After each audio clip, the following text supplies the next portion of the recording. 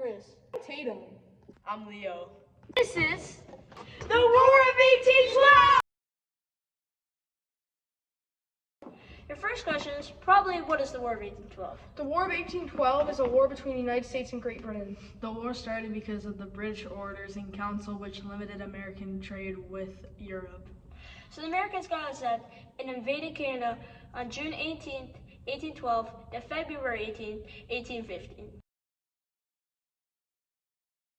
This war was very big for many reasons.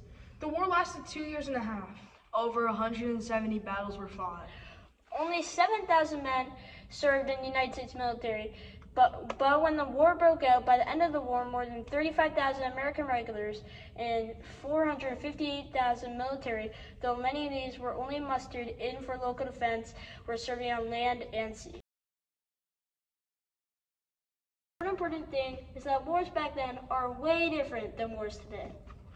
They mainly would use knives for swords. But they also used bayonets, pistols, muskets, rifles, cannons, and to a lesser extent, and crude bombs. Unlike tanks and fighter jets we have today. Or a single-breasted goatee, which had 10 metal buttons closures and high-standing collar trimmed with a white lace. The regulation color was dark blue, but due to eye shortage, gray, brown, and green balls were used as well. Which is not as strong as today's armor.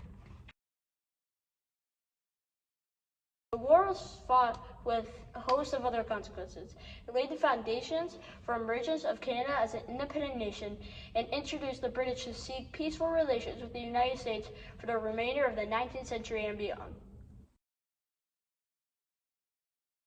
Ended on a draw on the battlefield. And the peace treaty reflected on this. The Treaty of Ghent was signed in modern-day Belgium on December 24th, 1814, and went into effect on February 17th, 1815, after both sides were ratified on it. 2012, the Canadian government spent more than $28 million to celebrate the anniversary of the War of 1812.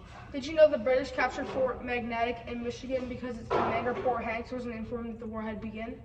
The War of 1812 was a crucial test for the U.S. Constitution and a newly established democratic government. Goodbye!